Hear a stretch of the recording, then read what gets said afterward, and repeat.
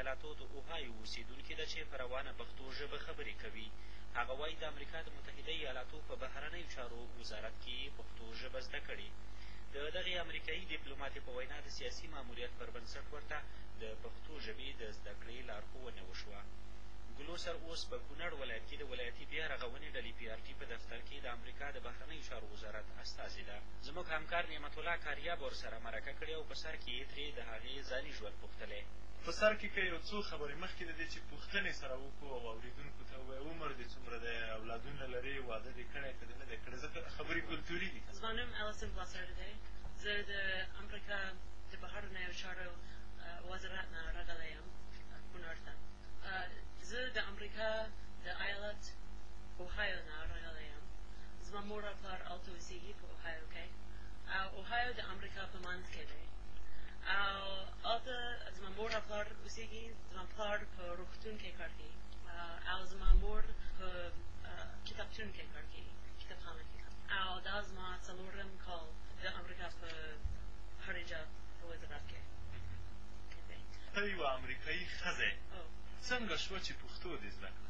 زما لومړی کار د امریکا په بهرنیو چارو په وزارت کې په جنوبي افریقا کې و.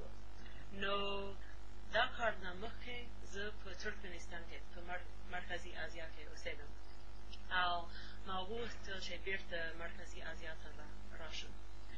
او کله چې یو نوی کار په پېښور کې جوړ شوی و، ما ورته وویل چې زه دا کار غواړم. او هلته په پېښور کې زما وظیفه د سیاسي وظیفه و او د پېښور د امریکا کنسولګرۍ ماته وویل چې تاسو باید پښتو زده کړئ چې دلته کار وکړئ. بیا زموږ د هرې جا وزارت خپل د ژبې مکتب لري او دغه مکتب په واشنګټن کې دی. ټول د دنیا ژبه هلته زده کوي او هلته زما استادان ټول افغانان وو، څلور تنه افغانان وو. یو د کندوز ولایت و، یو د کابل و، یو د جلال آباد و او یو د پېښور و. څومره زده کوونکي وئ په دغه ځای کې چې تاسو پښتو زده کوئ؟ یوازې وم. ته یوازې وم او زما استاد هره ورځ 4 ساعته لپاره هلته کېناست د پښتو زده کړې درکول. تا ویل پښتو مې په امریکا کې زده کړې. پښتو ژبه د جوړښت له پلوه د نورو ژبو په پرتله لږ داسې درنه غوندې ده، زر یې یادول ګران کار دی. تا پښتو په اسانۍ زده کړه که پکې لږه وکړې دي؟ لږه ګرانه وه، ځکه چې پښتو یوه ګرانه ژبه ده، مادره ژبه ده، ښایسته ژبه ده، نو ډېر سخت دی، پیچلې ده. څومره وخت کې دې یاده کړه؟ 6 میاشتې. نو هر ورځ 4 ګنټې لپاره هلته کېناستم او زما لومړی ساعت لپاره زما استاد سره مې خبرې کړې دی. بیا دویم ساعت د پښتو لیک لوست مې زده کړی دی. د کاغذ نه خوند ایستلی شي که نه؟ او بیا دریم ساعت په لابراتوار کې وم او هلته د پښتو راډیو مې واخیسته او بیا د پښتو تلویزیون مې وګوره او بیا لږ تر لږه پښتو ماته راغلی دی. د پښتو ژبې په زده کولو د افغانانو د کلتور سره هم بلده شوې. رښتیا راته ووایه، دا کلتور خوند درکوي که خپل هغه دی؟ د پښتو کلتور ډېر ښایسته دی او د پښتانه خلک ډېر مېلمه نواز خلک دي او په مرکزي اسیا او په جنوبي اسیا کې زه فکر کوم چې د پښتانه تر ټولو مېلمه نواز خلک دي. پښتنو ته ته په کوم نظر ګورې؟ څه وړ خلک دي؟ څه ډول خلک دي؟ ډېر ملګریتوب خلک دي او کله چې زه په پېښور کې وم ډېر زیات ملګري مې جوړ شوي او کله نه کله وادې ته تللی وم، ودونو ته تللی وم او کله نه کله د مېلمستیا ته تللی وم، د ډوډۍ مېلمستیا ته تللی وم او ډېر ښایسته کلتور ده. په دې وروستیو کې د پښتنو په اړه تعبیرونه په نړۍ کې بېلابېل دي. څه وړ وګړي دي پښتانه؟ تاسو څنګه ښکاري؟ پښتانه ډېر په زړه پورې خلک دي ځکه چې د دې تاریخ ډېر اوږده دی. د پښتانه تاریخ لکه 2000 کاله مخکې دی لوستي چا درته ویلي که لوستي دي؟ ډېر زیات کتابونه مې لوستي. پښتو کتابونه ګورې لولې؟ لکه د پښتانه د سر الف کیرو د انګریزانو چې دلته اوسېده. په هر ژبه کې یو خوند وي، په پښتو کې درته خوندور څه ښکاري؟ په پښتو کې پښتو د شاعرانو ژبه ده. ډېر زیات کسان شاعر جوړېږي او هر یو کس لنډۍ پوهېږي او هر یو کس متلونه پوهېږي. ستا یې شعر زده دی، غزل دې زده دی، لنډۍ دې زده ده، که سندره ستا څه زده دي؟ دوه لنډۍ زه پوهېږم. دوه لنډۍ؟ ډېر زیات نه پوهېږم. دوه لنډۍ خو دې زده دي. ته راځه بسم الله که چې دا خو ووایه. صحیح شو. په لویو غرو د خدای نظر دی، په ساړې واورې اوروي، په بیخ ګلونه. او دویم جلۍ د باغ له لوري راغله، ډېر ښه.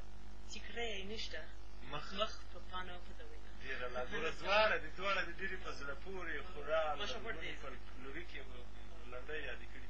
په پښتو کې لنډۍ یو داسې څه دي چې دا د هېڅ چا میراث نه بلل کېږي، ځکه د دې لپاره ویونکی نشته ده چې دا چا ویلي دي. بس هر څوک کولی شي که ستا نورو پښتو زده کړه، قوي دې کړه، کېدای شي ته هم پکې یوه لنډۍ متل یې دې زده کړي دي که نه پښتنو کې متلونه؟ کله نه کله زه متلونه لولم او یو دا دی چې هم په انګلیسي کې دی، اس به اوبه له وځي خو چې اوبه نه څښي نو څه به پرې کېږي؟ څه به یې ډېر ښه. تا ویل زه د پښتنو چې په پېښور کې وم ودونو ته به تلم، هلته به میلو له تلم. دا اتڼ دغه ګډا دا دې خوښېږي که د لویدیځ هغه دی؟ اتڼ مې وګوره او زه هم رباب زما خوښېږي.